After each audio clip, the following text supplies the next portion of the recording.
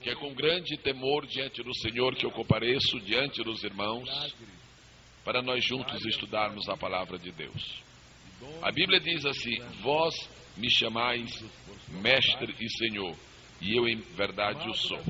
É nesta concepção que nós estamos aqui, que Jesus é o nosso Mestre, e Ele vai trabalhar em nossos corações, através do Espírito Santo.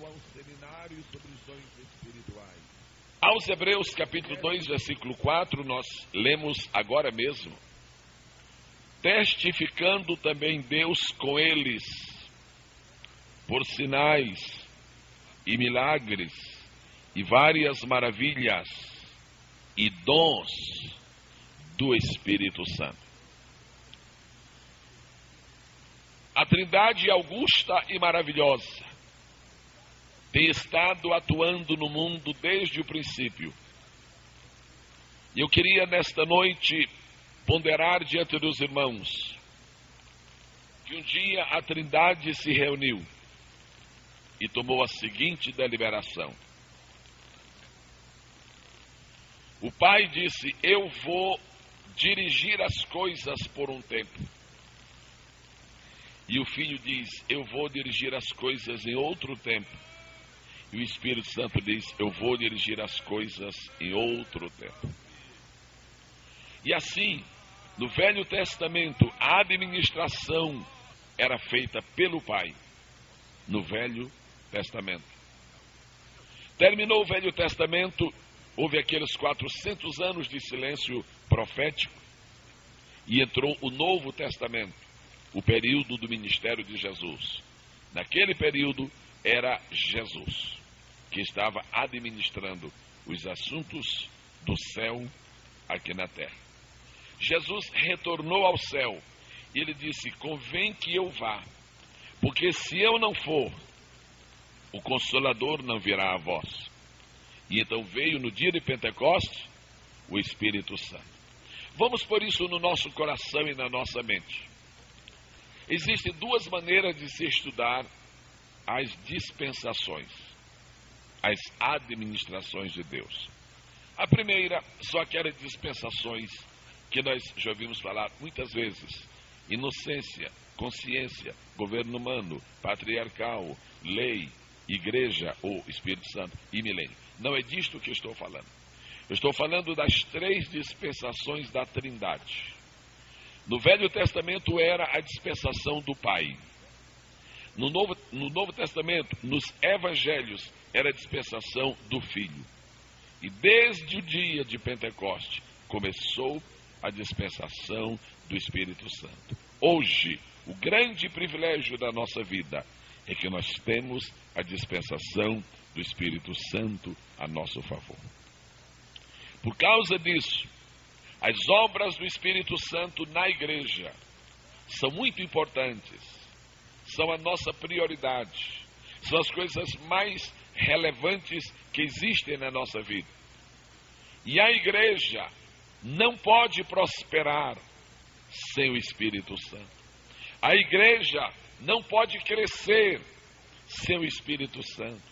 A igreja não pode produzir fruto sem o Espírito Santo.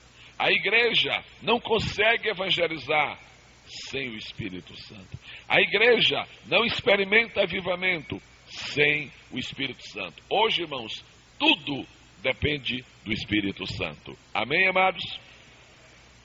Agora, o Espírito Santo tem 4 maneiras de trabalhar na igreja.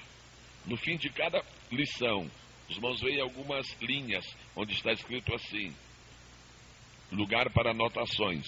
Alguns pensamentos que os irmãos queiram incluir, os irmãos podem fazer. Há 4 maneiras fundamentais de o Espírito Santo trabalhar hoje. Então deixa eu explicar isto aos meus nobres irmãos.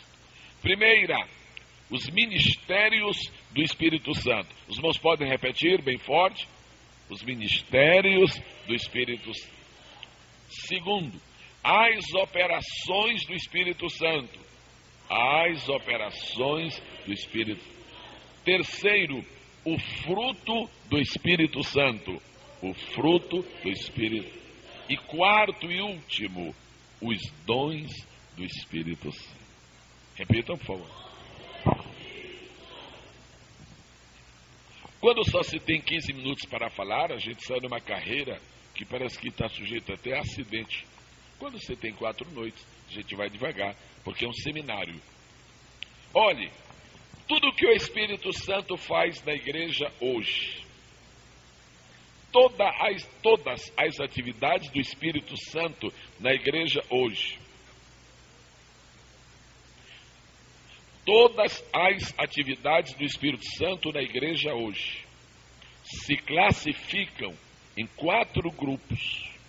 Se o irmão for assistir um culto e o irmão perceber uma atuação do Espírito Santo, ou é um ministério, ou é uma operação, ou é o fruto, ou é um dom. Amém? Há pessoas que têm experiências na igreja. Por exemplo, há um irmão que sonha muito, e sonhos de Deus. Mas o irmão que nunca fez o seminário, nunca leu a Bíblia, nunca entendeu a Bíblia direito, um novo convertido. Ele diz assim: irmão, aqui tem um irmão que tem o dom de sonhar. Não, não é um dom. Uma pessoa pode sonhar pelo Espírito Santo, mas isso não é um dom. Então, quando o Espírito Santo estiver trabalhando na sua vida, é um direito seu saber o que é que ele está fazendo. Se é um ministério, se é uma operação, se é o fruto, ou se é um dom. Amém? 4 maneiras do Espírito Santo operar na igreja hoje. Primeira maneira, forte. Não, santo. Todos. Primeira. Amém. Ministérios. Segunda. Operações. Terceira. Fruto. E 4. Quando Deus inspira uma pessoa para pregar, aquilo não é um dom. Aquilo é uma operação do Espírito Santo. Quando Deus ilumina uma pessoa, aquilo não é um fruto. Não existe fruto da iluminação, mas é uma obra do Espírito Santo. Há 4 maneiras do Espírito Santo trabalhar na igreja hoje: pelos ministérios do Espírito, pelas operações do Espírito, pelo fruto do Espírito, ou pelos dons do Espírito. O que significa a palavra dom? Se o irmão abre um dicionário, o dicionário fala assim: dom significa presente, dom significa dádiva, dom significa doação. Dom, presente, dádiva ou doação. Mas quando eu leio na Bíblia dons do Espírito Santo, será que isso significa presente do Espírito Santo? Como que dá um presente do aniversário? É mais do que isso. É uma dádiva, é uma doação, é mais do que isso. Então os irmãos podem escrever nessa linha que está aí para anotação. Dom significa, dom na Bíblia, os dons do Espírito Santo, significa favor especial de Deus. Amém? Favor especial de Deus. É um presente que Deus nos dá como um favor muito especial. O que quer dizer isto? Favor especial. Não é merecimento, não é prêmio. Jesus não vai, o Espírito Santo não permite que uma pessoa profetize por merecimento. Esse irmão aqui é muito fiel, ele vai profetizar. Não, senão Jesus e o Espírito Santo estariam pagando uma pessoa para ser fiel. E ninguém precisa ser pago para ser fiel. Todo mundo tem obrigação de ser fiel. Amém, amados? Glória a Deus. Agora eu quero pedir aos irmãos que abram na página de número 1, na nossa primeira folha. E nós vamos estar olhando para o nosso roteiro. Não esqueçam do espaço para anotações pessoais. Tópico de número 1, dentro da primeira lição, introdução ao estudo dos dons espirituais. Nossa primeira aula, e já estamos nela, vai de 7h30 a 8h30. Ela é sobre a introdução ao estudo dos dons espirituais. Primeiro, havendo sido batizados com o Espírito Santo, Deus nos abre uma porta de experiências sobrenaturais, a saber, a utilização dos dons espirituais. Eu quero pedir ao seminário que repita comigo esta mesma leitura, juntos, bem bonito, como se fôssemos um coral que está falando. 1, 2, 3. Havendo sido batizados com o Espírito Santo, Deus nos abre uma porta de experiências sobrenaturais, a saber, a utilização dos dons espirituais. Aleluia! O que é que nós queremos dizer quando nós escrevemos isto? Primeiro, para você ser salvo, você precisa da fé no sacrifício de Jesus. Mas para você receber os dons espirituais, você precisa de mais alguma coisa. Você precisa do batismo com o Espírito Santo. Irmãos, na igreja primitiva havia uma coisa que não devia ter mudado. Eu não sei por que mudou. Os crentes eram batizados com o Espírito Santo logo depois que aceitavam a Jesus. Os irmãos se lembram de que Pedro foi à casa de Cornélio, pregou o evangelho e Cornélio foi batizado no mesmo dia que aceitou a Jesus. Mas às vezes também acontece em alguns casos, como em Éfeso, que havia uma congregação e quando Paulo chegou lá, eles nem sabiam que existia Espírito Santo. Por que eles não eram batizados com o Espírito Santo? Ali era por uma razão muito especial. Ali é porque eles não tinham escutado nada. Eles não ouviram falar. Vamos falar juntos. A fé vem pelo ouvir. Quando você, se na sua igreja Jesus não está mais curando, não é porque Jesus perdeu o poder de curar, é porque não se está falando sobre o curar. Sabe o que é que Jesus faz na igreja? É aquilo que se fala. A fé vem pelo ouvir. Se você pregar poder, Jesus vai mandar poder. Se você pregar alegria, Jesus vai mandar alegria. Se você pregar salvação, o povo vai ser salvo. Mas se você pregar seu batismo com o Espírito Santo, o povo vai ser batizado com o Espírito Santo. Aleluia! Aquilo que nós estamos esperando que aconteça na igreja, vai acontecer depois que nós falarmos. Aí está escrito, havendo sido batizados com o Espírito Santo. Tome sua caneta, por favor. Eu agradeço muito por isso. E sublinhe esta expressão. Batizados com o Espírito Santo. De vez em quando, não é todo dia, mas de vez em quando aparece uma pergunta. Pastor Gisel, não dá para um crente profetizar sem ser batizado com o Espírito Santo? No Novo Testamento não dá não, irmãos. No Velho dava, porque não tinha batismo. No Novo não dá. Não dá para o crente ter receber um desses dons, desses 9 dons espirituais, sem o batismo com o Espírito Santo? Não, não dá. Mas por que não dá? Porque no Novo Testamento, a porta que faz entrar na sala dos dons, os dons estão numa sala, aquela sala dos dons. Todas as pessoas que entraram aqui esta noite, todos os irmãos, só entraram porque passaram por uma porta. A sala dos dons, para entrar nela, tem que passar pela porta do batismo com o Espírito Santo. Havendo sido batizados com o Espírito Santo, Deus nos abre uma porta de experiências. Eu vou lhe pedir que o irmão sublinhe a palavra sobrenaturais. Sobrenaturais. Sublinhe, por favor. Não use hidrocor porque borra tudo, mas sublinhe. Sobrenaturais. Irmãos, depois que nós aceitamos a Jesus, Deus nos pôs em 2 mundos. Eu vivo em 2 mundos. O Senhor vive em 2 mundos. As irmãs vivem em 2 mundos. Pastor, não, eu só vivo neste mundo. Não, eu nunca estive no outro mundo. Aliás, eu nem sei onde fica o outro mundo. Não, todos nós vivemos em 2 mundos. O primeiro mundo em que nós vivemos se chama o mundo natural. Mas o segundo mundo em que nós vivemos se chama o mundo sobrenatural. A igreja, os crentes, a família de Deus, o rebanho de Jesus, nós somos as únicas pessoas que vivem em 2 mundos simultaneamente. Nós somos as únicas pessoas que vivem em 2 mundos de uma vez. Então, como é isso? Antes de os irmãos irem para cá esta noite, alguns tomaram banho, outros não tomaram porque vieram do trabalho. Alguns tomaram banho.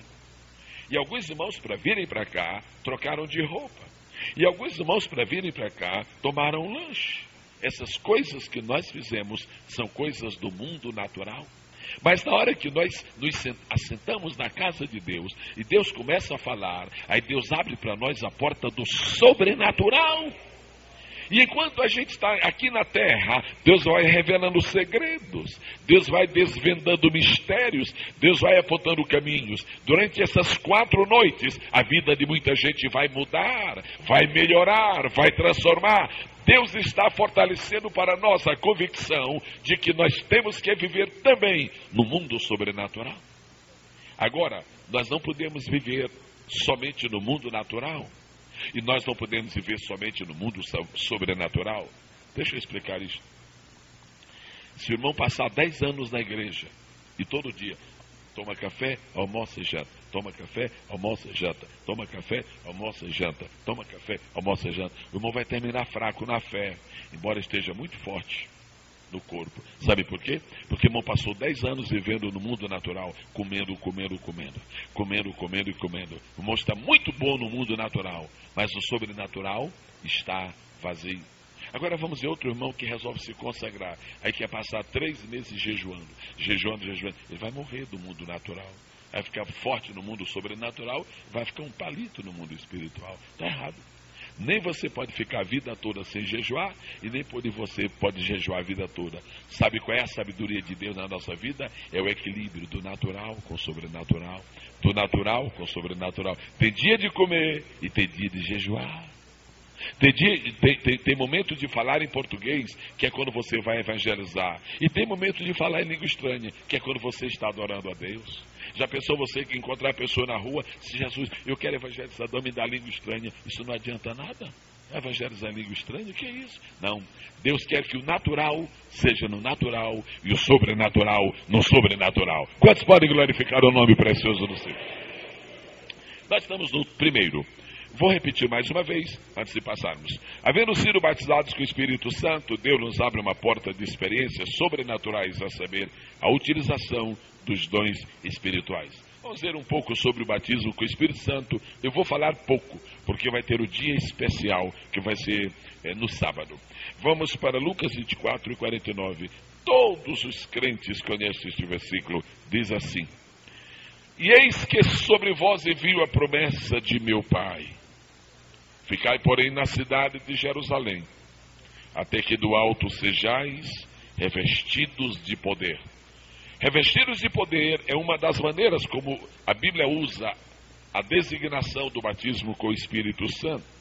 Mas o que eu quero mostrar para os irmãos, se este versículo não estiver marcado na sua Bíblia, faça-me um favor, sublinhe a palavra ficai, por favor, só esta. Obrigado. Ficai. Todas as Bíblias têm esta palavra, ficai. Lucas 24, 49. Tem alguma Bíblia aí que não diz ficai? Diz correi? Não, todas dizem ficai. Ficai, porém, na cidade de Jerusalém. Marcaram? Sublinharam? Sublinhe sua Bíblia. Não tenha receio de sublinhar a Bíblia, não. Você não está pecando, você está se ajudando. Na verdade, ficai. Agora vamos falar por 3 vezes esta palavra ficai. Só é um efeito de memorização. Uma vez. Outra vez. Terceira vez. Olhem bem para mim agora e guardem isto. A vida cristã está dependendo de 3 verbos. A vida cristã está dependendo de 3 ordens de Jesus. 3 verbos. Todos os 3 estão no imperativo. A vida cristã depende de 3 verbos do imperativo. Primeiro verbo: vinde. Aí você veio. Aí eu vim. Aí nós viemos. Aí todo mundo veio. Quando chega aqui, ele dá o segundo verbo: ficar. Aí você fica. Aí você é revestido de poder. Aí você começa a sentir a graça. Aí você recebe a unção. Aí a autoridade chega. Aí você se capacita. Aí Deus vai transformando sua fraqueza em um verdadeiro jequitismo espiritual. Quando você está sentindo aquela coisa plena, aí ele diz: a vida cristã é isto. Primeira, segunda, terceira. Há igrejas que não se sentem realizadas. Você vai às vezes a uma igreja e você não sente aquele prazer. Você não sente aquela satisfação plena. Você não sente. O que está faltando aqui? Parede tem, templo tem, Bíblia tem, pastor tem, coral tem. Tem uma coisa que estranha. Ou é porque o povo não veio, ou é porque o povo não ficou, ou é porque o povo não foi. A vida cristã depende de três coisas. Você está do lado de fora, então vem. Você tem que receber algo, então fica. Você tem que usar algo lá fora, então vai. Quem pode louvar o Senhor esta noite? Agora nós temos lido Lucas 24, 49.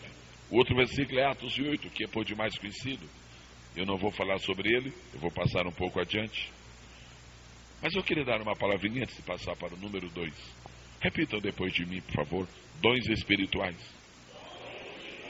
Dons espirituais. Dons naturais. Dons administrativos. Esta é uma coisa que todo crente tem que saber. Essas três qualidades de dons. Existe o dom natural, existe o dom espiritual e existe o dom administrativo, que não é um dom espiritual da lista de Coríntios, mas que é um dom de Deus. Agora existe o dom natural, que é de Deus também, mas é de Deus Pai e não está relacionado diretamente com essa operação do Espírito Santo. Os irmãos conhecem alguns obreiros, os irmãos conhecem algumas pessoas que têm uma capacidade incrível para administrar a obra de Deus. Incrível. O cidadão chega numa igreja, tem pouco dinheiro, o povo é pobre, não tem um rico na igreja. Não é grande coisa ter rico na igreja. O que é bom ter na igreja é dizimista. Agora o rico dizimista vai dizer, ô bênção. Ô bênção. E aquela igreja é pobre, não tem muito dinheiro, e daqui a pouco o pastor anuncia, irmãos, nós compramos um lote. Daqui a pouco ele anuncia, nós vamos construir. E o povo vai dizer, mas com o quê? Onde é que ele está arranjando dinheiro? É porque existe um dom administrativo na pessoa que é usado na obra de Deus. Isso é Deus. Agora, isso não tem nada com profecia. Isso não tem nada com operações de maravilhas. Agora, é pessoas que não são nem crentes e têm dons. Tem dom, pastor? Tem gente? Tem. Os irmãos se lembram de ter ouvido falar no nome de um homem chamado Plínio Salgado? Plínio Salgado, irmãos, ele foi um político tremendo aqui no Brasil. Ele era integralista. Eu não tenho nada com a ideologia dele. Eu estou usando apenas uma ilustração nessa área. Plínio Salgado se levantava num comício, numa tribuna, numa emissora de rádio, e começava a falar. Ele falava 2 horas, 3 horas, ele falava 4 horas, sem anotações, sem esboço, sem roteiro. E o povo dela era, aquilo é um dom. Agora, não é um dom do Espírito Santo. Não é nem um dom administrativo. Sabe o que é isso? É um dom natural. Tem pessoas no mundo que cantam, mas irmãos, cantam quer dizer, se isso fosse na igreja, ia se converter muita gente. É um dom natural. Agora, nós nunca devemos confundir. Quando o Senhor permite que uma pessoa profetize, quando o Senhor permite que uma pessoa tenha a palavra da ciência, que é revelação, quando o Senhor permite que uma pessoa receba a manifestação do dom de operar maravilhas e faz uma coisa extraordinária, é uma mão que se relaciona com os ministérios de Deus. 5 dedos na mão e 5 ministérios. Eu espero que você tenha algum destes 5. E Deus deu uns para, e outros para, e outros para, e outros para, e outros para. Tu és um dedo dessa mão divina que está trabalhando no mundo. O que é que tu podes fazer para o Senhor? Um voluntário poderia vir aqui, por gentileza? Obrigado. Corajoso, né? Nós estamos falando sobre mão. Obrigado, Feliz. Os irmãos sabem como é que Jesus mais gostava de curar as pessoas? Tocando. Era uma maneira favorita de Jesus. Tocar. Por que Jesus gostava de curar as pessoas? Tocando. Por que Jesus? Vamos imaginar que o irmão esteja doente da coluna, ok? Só para imaginar, tá bom? Então Jesus chega e diz, filho, tu estás doente da coluna, não é isso? Sim. Tu queres a minha cura? Sim. Então Jesus vem e faz assim, ó. E põe a mão dele sobre a coluna. Me diga uma coisa, Jesus pondo a mão dele sobre uma coluna enferma, ela continua enferma? Ah, não tem. Porque a mão de Jesus é tremenda. Mas eu quero que você me entenda. Por que Jesus curava com a mão? Deixa eu ver a sua mão, por favor. Você sabe o que tem aqui na ponta desses dedos? Impressão. Digital. Quando você põe essa mão sobre algum lugar, fica a impressão digital? Sabe por que Jesus cura tocando? Porque quando ele toca, fica a impressão digital dele. É isso que significa: de mim saiu virtude. Mas quais são as impressões digitais de Jesus? São 5. Se são 5 dedos, são 5 impressões. Você gostaria de saber? Honestamente? E o seu nome será: primeira impressão digital, maravilhoso. Se Jesus toca alguém com este dedo, aí é uma benção, maravilhoso. Você sabe que este é o único dedo que sustenta o corpo, único. Você não aguenta ficar sustentado nesse dedo, nada. Esse aqui, coitadinho, não, mas esse dedo sustenta. Sabe por quê? Porque ele é pequeno, mas é maravilhoso. Se eu perguntar para o irmão: irmão, para que direção fica São José do Rio? São José do Rio Preto. O irmão vai dizer assim: irmão, fica naquela direção, né? Com esse dedo grande, fica, é assim? Com esse? Fica ali. Não, é este aqui. Sabe por quê? Porque este é o indicador, este é o conselheiro. Maravilhoso conselheiro. Agora, se o irmão abre o seu dedo, o irmão nota que são 5, abre a sua mão, estende assim, são 5 dedos. Equilíbrio. Ficam 2 de um lado, 2 do outro. O do meio é o que representa o poder, que é o centro motor do universo de Deus. Deus forte. A força de Deus está no centro. Agora, se ele põe a mão, maravilhoso. Vai ser o outro dedo, conselheiro. Se é outro, deu sorte. E este aqui, esse dedo é o dedo das alianças. Os casados usam aliança nesse dedo. Esse é a aliança, é o pacto, é o testamento. A Bíblia diz que o sangue da aliança foi derramado perante Deus. Quando? Antes da fundação do mundo. Pai da eternidade. Pai da eternidade. A aliança de Deus conosco é eterna.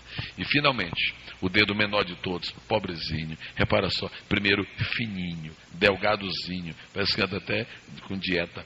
Segundo, pequenino, todo pobrezinho, todo mesquinho. Na verdade, agora sabe de uma coisa? Isso aqui simboliza Jesus, que na sua humilhação nos trouxe glória e graça.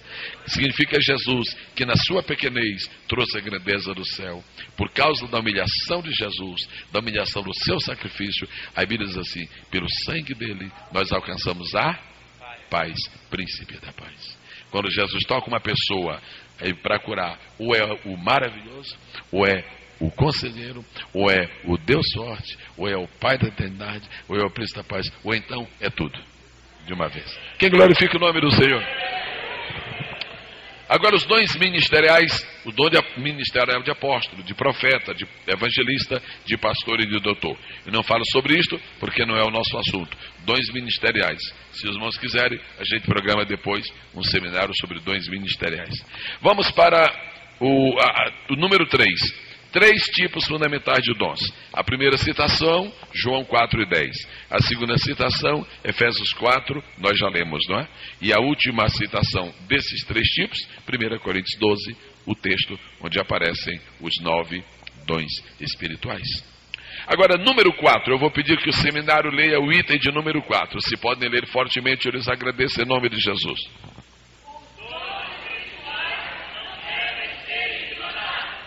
Irmãos, muita gente pensa que Deus criou todas as coisas. Muita gente pensa. Eu tenho encontrado tanta gente que pensa que Deus criou todas as coisas. Mas como as pessoas realmente não leem a Bíblia com cuidado, não dão tempo. Tem gente que lê a Bíblia correndo, e está dizendo para ele: Deus criou tudo. Deus... Como que Deus criou tudo? Deus não criou tudo. Criou quase tudo. Tudo não. Ah, pastor, não digo heresia dessa. Tem coisa que Deus não criou? Tem, sim, senhor. Por exemplo, tem uma que ele não criou, e eu acho que foi só ela. Deus nunca criou a luz. Deus não criou a luz. Deus criou tudo que existe, mas a luz ele não criou. Mas pastor, ele não criou. Não. E por que ele não criou a luz? Porque Deus é luz. Porque Deus é luz? Para que criar uma coisa que já existe?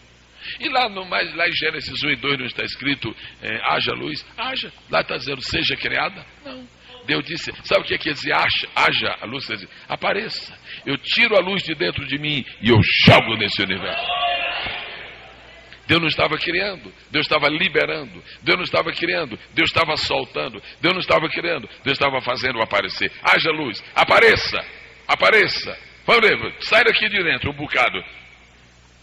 Agora, luz. A palavra luz da Bíblia tem muitos significados. existe a luz cósmica. Luz cósmica é aquele clarão que a gente às vezes vê 1h da manhã. Não tem a luz do sol, não tem a luz da lua, não tem luz, não tem nada, mas tem uma claridade. Aquilo é luz cósmica. Mas existe a luz solar. Mas existe a luz elétrica, a luz artificial. Tanto tipo de luz no mundo. Mas existe uma luz chamada a luz espiritual. Sabe para que serve a luz espiritual? É para apagar as trevas da ignorância. Sabe o que foi que Paulo disse? Não quero que ignoreis os dons espirituais. Não pode haver trevas na nossa mente com respeito aos dons espirituais. Os irmãos sabem? Os irmãos não estão aqui porque não tenham o que fazer. Pelo contrário, os irmãos estão aqui porque têm o que fazer. Tanto têm que estão fazendo. Os irmãos estão aqui porque os irmãos têm o que fazer. Os irmãos não estão aqui porque sobrou esse tempo. Estão aqui porque fizeram esse tempo. Os irmãos não estão aqui porque não tivessem outros compromissos. Estão aqui porque esse compromisso se tornou mais importante. Então vamos dar graças a Deus, porque todo seminário tem o propósito de aumentar a luz do nosso entendimento. Todo seminário, todo estudo bíblico, toda essa escola dominical, toda meditação na palavra tem o propósito fundamental, primário, de estabelecer um processo de agigantamento da nossa luz. Paulo disse, eu não quero que ignoreis os dons espirituais. Nessa questão, em algumas questões da vida cristã e da palavra de Deus, tem que haver luz. Tem que haver luz. Você pode ignorar algumas coisas. Nunca vai chegar o dia que nós vamos saber tudo. Nunca. Tanta coisa que a gente não sabe. Eu, por exemplo, fico admirado como é que um odontólogo, um dentista, sabe tanta coisa. Eu fico admirado como é que o cidadão no computador faz tanta coisa, porque eu não consigo nada. Eu só faço digitar. Para mim é uma máquina de escrever mais moderna, muito bem. E como é que o pessoal foi à Lua?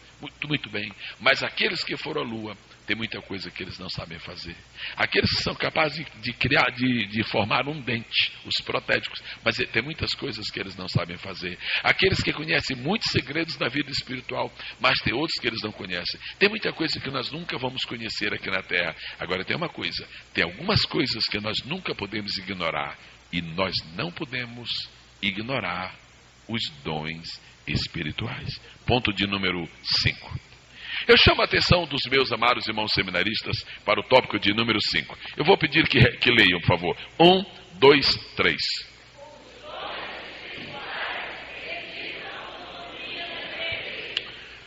Eu quero falar respeitosamente para todos que estão aqui e quero admitir que há pessoas aqui de diferentes matizes, de diferentes denominações, não de diferentes igrejas. Nós somos de uma só igreja. Agora somos de diferentes denominações. Acredito que sejamos.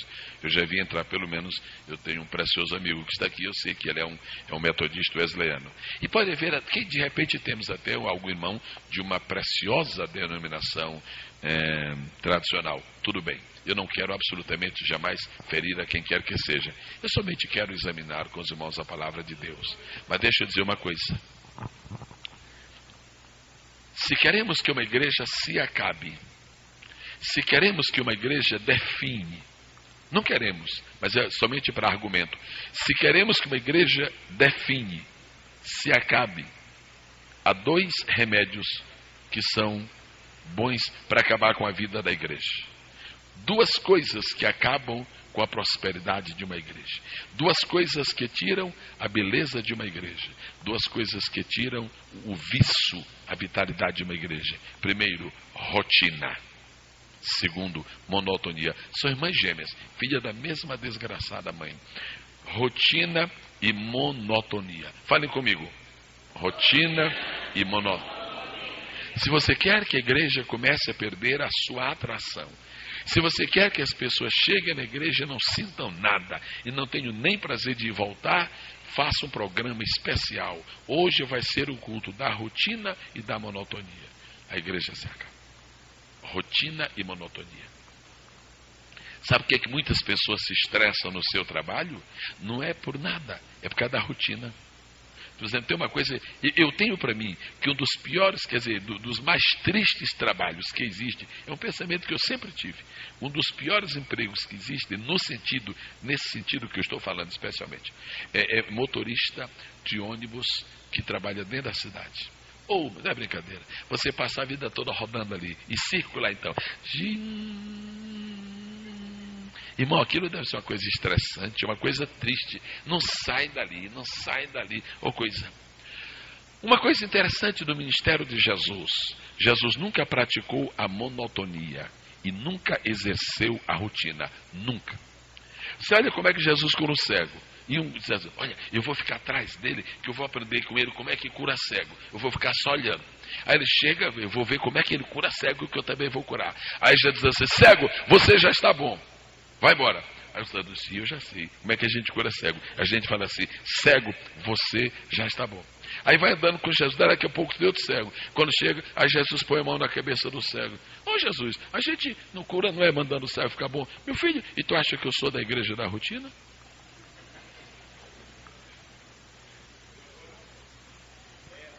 Quando chega lá adiante, tá bom, mas pelo menos eu já sei que existe duas maneiras de curar cego. Uma é pondo a mão na cabeça do cego e outra é mandando o cego ficar bom. Vamos adiante. Quando chega lá adiante, siga o cego. E eu, Jesus, estou cego. Aí cospe no chão. Ô Jesus, tu está cuspindo no chão, Jesus? Estou. E o serviço de vigilância sanitária? Está de férias. Aí Jesus faz o lodo, põe nos olhos do cego. Vai te lavar no tanque de Siloé. E diz a Bíblia, foi e voltou vendo. Sabe por que nunca se faz uma fábrica de milagres? Porque cada milagre é diferente do outro. Sabe por que não existe uma fábrica de salvação de almas? Porque cada salvação é um milagre. E milagres não se parecem. No dia que o milagre for igual ao outro, os dois não são mais milagres. No dia que o milagre for igual ao outro, os dois não são milagres. Todo verdadeiro milagre é único. Quem glorifica a Deus? Se eu contar para os irmãos como é que eu fui batizado com o Espírito Santo, tem irmão que foi batizado com o Espírito Santo andando de bonde lá no Rio de Janeiro, no tempo do bonde. Tem irmão que foi batizado com o Espírito Santo orando para jantar. Tem irmão que foi batizado com o Espírito Santo na vigília. Aí o crente que pensa que isso é uma fábrica, eu vou para a vigília para ser batizado com o Espírito Santo. Aí o pai dele é batizado na hora do jantar. Eu agora vou orar para ser batizado na hora de jantar. Aí o outro é batizado quando estava tomando banho. Eu vou ficar tomando banho agora orando. Aí o outro é batizado quando estava indo para a igreja. Eu vou para a igreja todo dia orando, preciso batizar. O outro é batizado na vigília. Eu vou ficar só na vigília para mim ser batizado com o Espírito Santo. A outra é batizado na reunião da mocidade. Irmãos, Deus não conhece rotina e abomina a monotonia. Vamos assistir 3 cultos numa igreja monótona.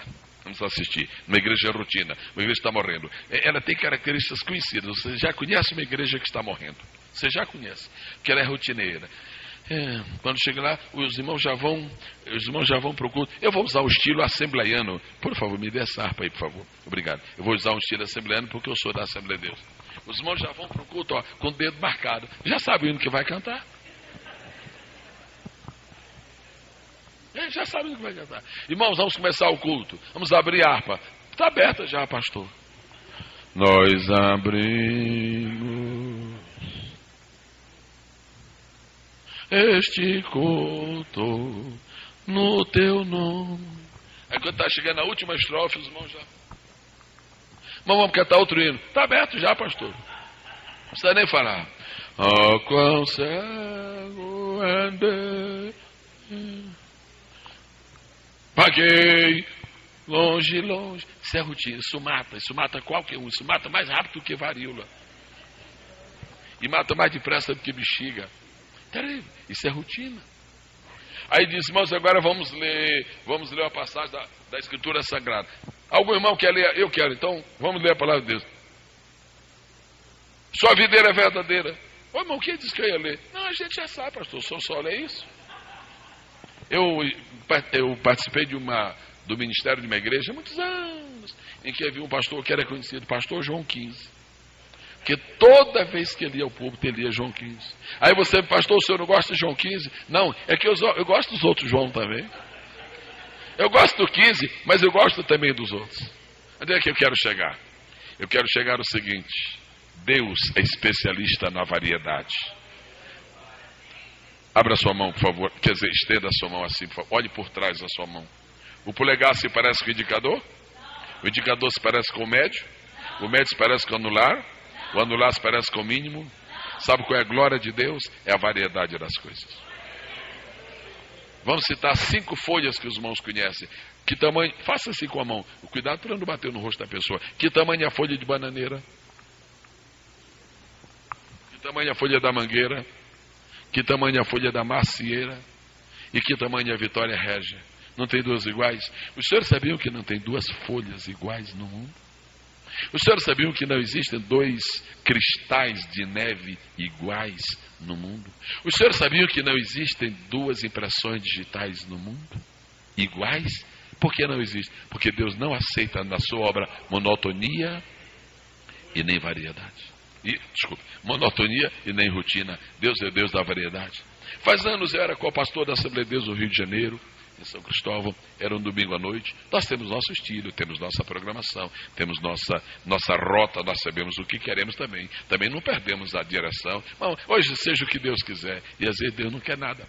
Então o que acontece? E um domingo à noite, o pastor da igreja deu oportunidade de um moço para dar um testemunho. E aquele moço estava numa unção tremenda do Espírito de Deus. Aquele moço falou uns 15 minutos. Quando ele terminou de falar, o pastor levantou e disse: mas eu vou fazer o apelo. O povo assombrou-se. Mas meu Deus, isso não é hora de apelo. Como se nós estivéssemos debaixo de um jugo ritualístico. Isso não é hora de apelo. O apelo tem que ser feito 8h20. Se a igreja não cantar 3 hinos para começar, nós estamos em pecado. E ele fez o apelo e aceitaram a Jesus várias pessoas. Quando terminou, ele disse: irmão Gesiel, está cedo ainda, você pode ir pregar. Eu sempre pregava aos domingos da noite naquela igreja, quando eu estava. Naquela tarde, Deus me havia dado uma mensagem sobre o batismo com o Espírito Santo. E eu fiquei lutando com Deus. Deus, hoje é domingo, Deus. Como eu vou pregar uma mensagem dessa domingo à noite, batismo com o Espírito Santo? Deus, faz isso comigo não, Deus. Vou me expor aí. E ele não estava nem me ouvindo. Desligou o telefone. Aí o que acontece? E eu estou lá quieto. Deus é que controla as coisas. Olha como Deus fez. O irmão deu uma palavra evangelística, as almas se salvaram. E eu entrei e falei sobre o batismo do Espírito Santo. Eu me lembro como se houvesse sido anteontem. Sabe o que aconteceu? Naquele domingo à noite, Jesus batizou 14 pessoas com o Espírito Santo. Uma coisa que acaba a igreja, que acaba a vida, a vitalidade da igreja, é a rotina e a monotonia. Agora uma grande pergunta: Deus, como é que tu quebras a monotonia da igreja? Aí ele diz assim: meu filho, eu quebro a monotonia da igreja com os dons espirituais. Agora você vê que eu fiz um rodeio, mas cheguei, né? Eu quebro a monotonia da igreja com os dons espirituais. Eu tenho muito respeito com as igrejas que não são pentecostais, principalmente se são verdadeiras. Eu tenho muito respeito com as igrejas tradicionais. Deus abençoe. Elas estão lendo a Bíblia, como nós estamos lendo. Estão fazendo um trabalho bonito. Agora, irmãos, só para nós aqui é uma coisa tremenda ser pentecostal.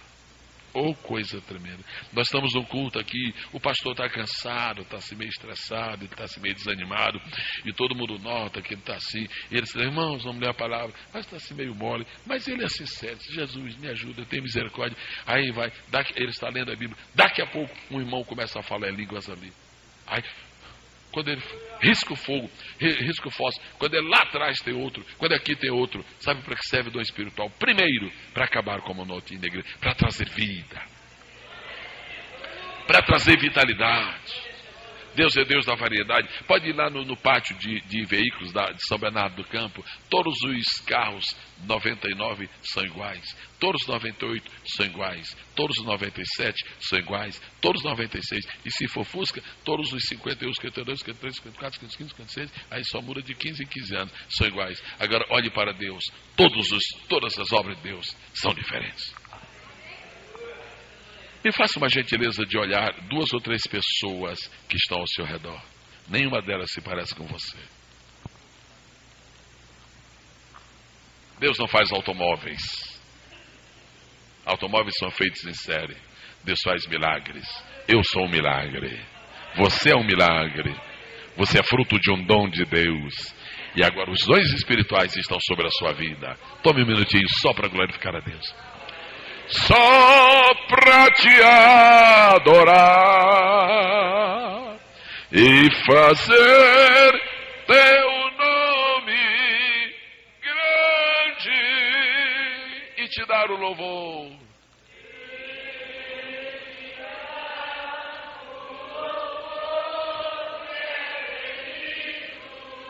Estamos nós aqui.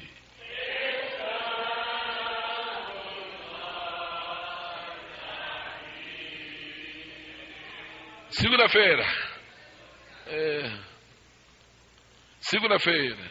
Eu sou o Pedro. Então o irmão é o João. Irmão João, vamos lá no templo orar, vamos. Cansado, João. Oramos. Aí voltamos. Terça-feira. João, quer orar comigo? Então vamos. Ai, estou cansado. Quarta-feira. João tem que orar. Você quer orar comigo? Vamos. Oh, Deus tem misericórdia. Pai, não sei quando é que termina isso. Sexta-feira. Vamos orar? Bom, sexta-feira. Todo dia. Está virando monotonia. Está virando rotina. Sábado. Vamos orar. Peraí. Moço, mas bolinha, pelo amor de Deus. Aí o Espírito Santo diz: Pedro, deixa eu quebrar a monotonia. Cura esse paralítico aí.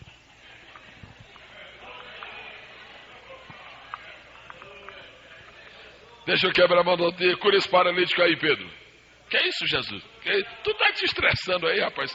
Tu tá descansando. Os dons espirituais tiram a monotonia da igreja.